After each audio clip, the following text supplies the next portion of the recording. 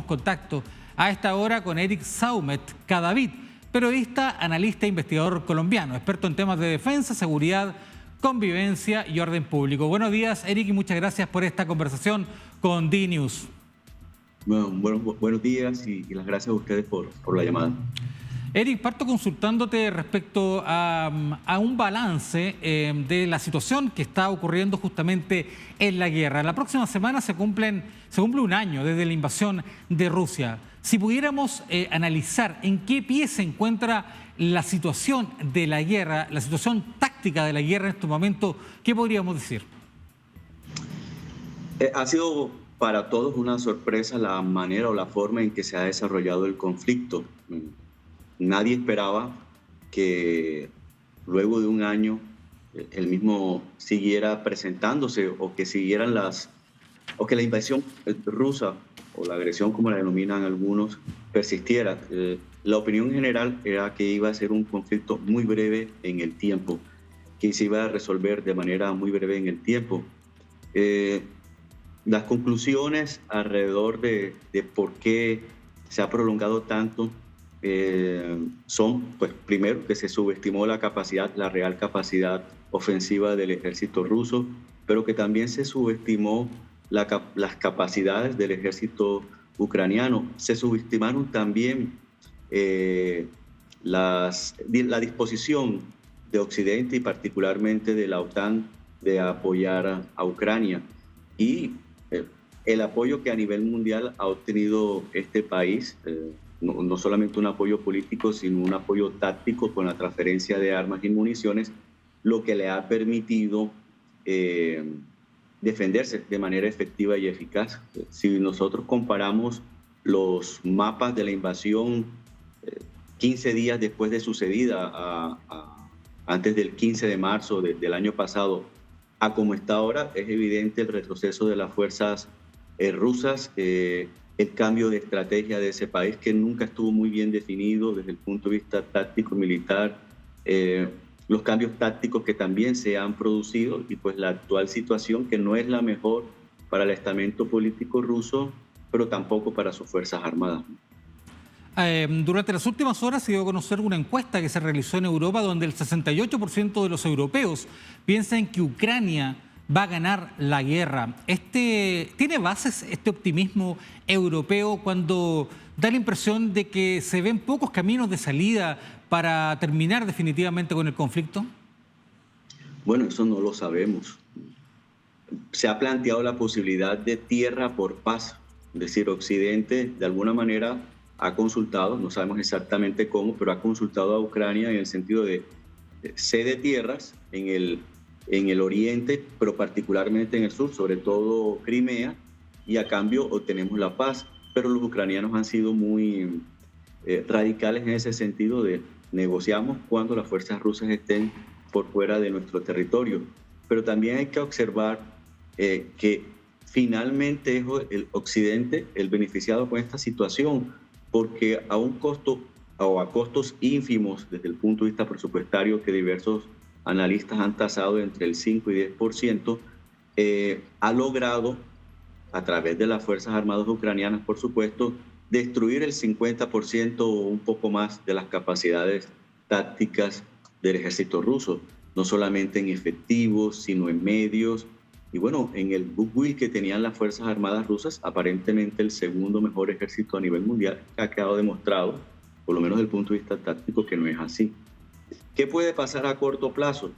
Bien, las ofensivas anunciadas rusas de finales de invierno se han presentado, pero de manera relativamente, de manera focalizada, no han tenido mayores resultados.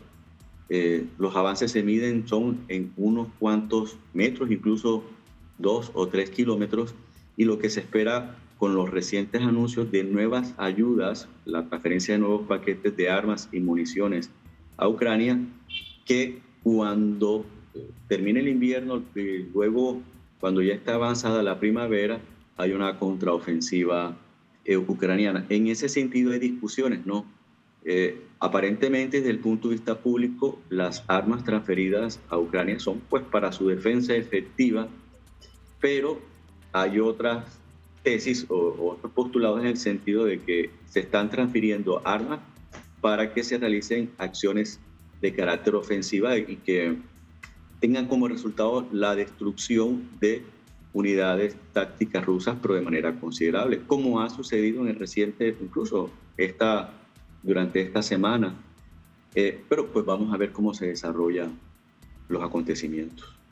Una de las claves que se ha analizado y se ha conversado en los últimos meses justamente respecto a la situación de lo que está ocurriendo en la guerra en Ucrania es el rol que está jugando Rusia, en el sentido de que no va a aceptar un acuerdo de paz que aparezca como que los aparezca como derrotados en esta guerra. Y en eso va a ser clave si es que se llega a algún punto de negociación de cómo termina Rusia y cómo termina el liderazgo de Vladimir Putin en ese sentido, liderazgo interno, por supuesto, y con los países aliados como Bielorrusia, por ejemplo, pero no aparecer como derrotados ante una eventual negociación para llegar a la paz. Pues que a mí me parece que no tiene mayor sentido porque recuerde usted que la invasión era una operación especial militar que se iba a desarrollar en un plazo máximo militarmente de 15 días y que iba a tener repercusiones más de carácter político. Es decir, iba a haber un cambio en los estamentos de poder de Ucrania que iban a ser reemplazados por elementos ucranianos, pero prorrusos, que Ucrania se iba a adherir a la alianza militar rusa y que iba a tomar distancia respecto de Occidente y que esto obviamente iba a tener influencias directas o repercusiones directas en los vecinos de Ucrania, y me refiero en concreto a los países bálticos y Polonia. Nada de eso ha sucedido, pero adicional a eso, el fracaso táctico de las fuerzas militares rusas se une al fracaso estratégico ruso. ¿Qué otra cosa puede hacer el poder o el gobierno ruso?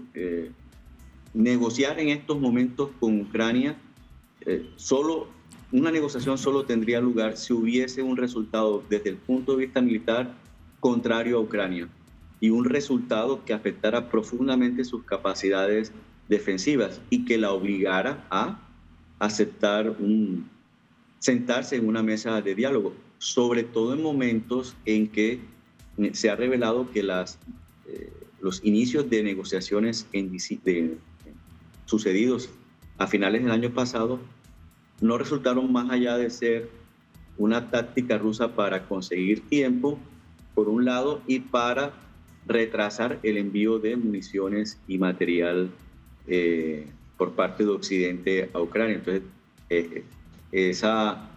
ese argumento no puede volver a ser utilizado por Rusia.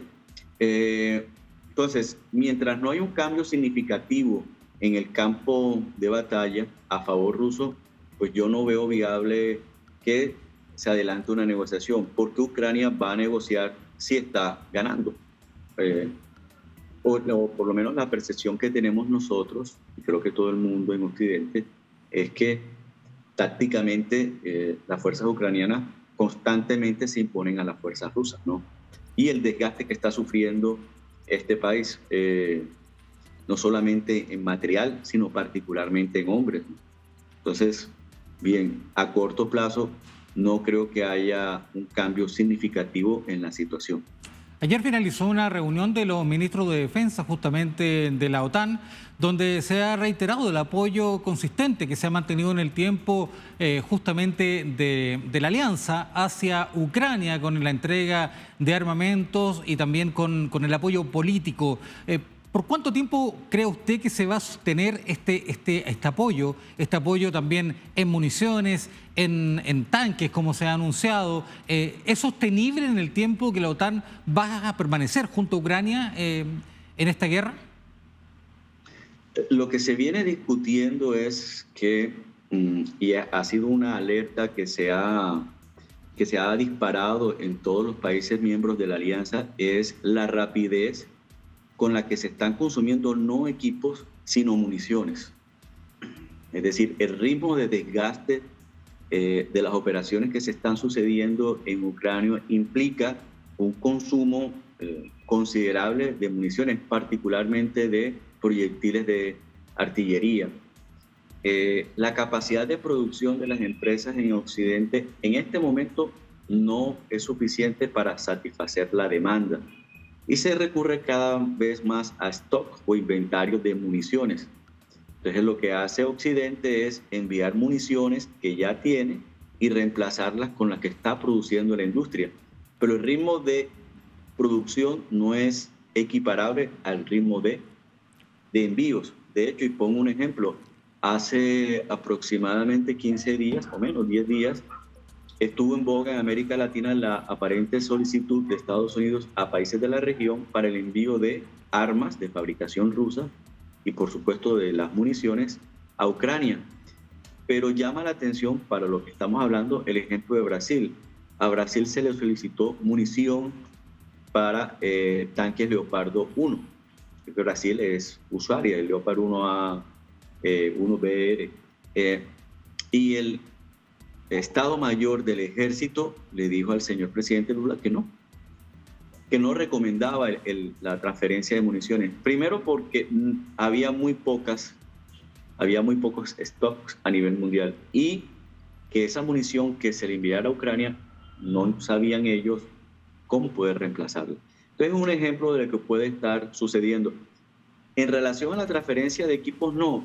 Fíjense que la discusión está planteada en estos momentos en el envío de tanques o MBTs y de vehículos de combate de infantería, pero principalmente tanques. Y las cantidades a las que se ha comprometido Occidente son relativamente pocas. Estamos hablando de 1 o 2 centenares, que numéricamente no representa nada para los stocks que tiene la OTAN, sobre todo cuando hay países, por ejemplo el caso de Polonia, que ha manifestado su intención y deseo de transferir cualquier cantidad. Pero sí, respecto del número de piezas de artillería, particularmente de artillería de 155 milímetros de largo alcance, que tienen munición extendida, y de las correspondientes municiones guiadas y no guiadas. ¿Y por qué? Por lo que comentábamos hace un momento, el ritmo de consumo. Nadie esperó que durante un día de combate en Ucrania una pieza de 155 milímetros hiciera 100 o más rondas. Ahora multiplique eso usted por un número X de unidades que puede tener el ejército ucraniano. Y eso no solamente ha representado un alto consumo de municiones, sino el desgaste de los tubos y de las piezas de artillería. Por eso, en la zona occidental de Ucrania, donde queda la antigua Lemberg, en el suroeste de Polonia y en los países bálticos, se hace un ingente esfuerzo de mantenimiento. Incluso yo les comento que esto no se sabe, lo revelo acá. Técnicos colombianos han sido contratados, por ejemplo, por empresas francesas para que se desplacen a Europa. Primero llegan a París, luego se trasladan a Cracovia y de ahí a Lodz, en donde hay en instalaciones militares talleres para la reparación, por ejemplo, de piezas de artillería, de los sistemas de las piezas de artillería, servomotores. Dentro de poco se va a adelantar un proceso de mantenimiento de vehículos M113 que han sido donados por diversos países, entre ellos Bélgica, etc. Esto quiere decir que el esfuerzo logístico, lo que comúnmente se llama huella logística, en torno a los sistemas que se están donando o transfiriendo a Ucrania es considerable. Y es una muestra del esfuerzo. Pero nosotros lo vemos desde el punto de vista de Occidente. Es que Occidente está consumiendo mucha munición, hay un desgaste constante de sus armas, pero igual pasa del lado ruso. Exactamente. Sí, por favor, termine nomás. Con la ventaja que Occidente tiene la capacidad de suministrar las piezas y los componentes para el reemplazo o la reparación de esos sistemas, lo que no está sucediendo necesariamente en Rusia, porque sus sistemas más nuevos, o los diseñados en los últimos años, tienen muchos componentes occidentales. Entonces, lógico, ellos están recurriendo a un enorme stock de armas. Solo en caso de tanques, se supone que Rusia en algún momento logró acumular 12.000 unidades. Sí, pero ¿cuántas de esas puede recuperar? ¿Cuántas tienen la capacidad de ser transferidas y de causar un impacto positivo en el frente? Y pongo otro ejemplo. Recientemente se vio en el campo de batalla MBTs, es decir, tanques T-62. Ah, es que Rusia se está quedando sin tanques T-72 y recurre a los T-62. No, los T-62 son más fáciles de sacar de inventarios y reparar porque no son tan complejos técnicamente. Entonces, pues, se recurre a ellos por la necesidad urgente de llevar bocas de fuego, porque esta es una guerra en donde las bocas de fuego están haciendo la diferencia. Es decir, entre más cañones tenga yo, más daño puedo causar al enemigo.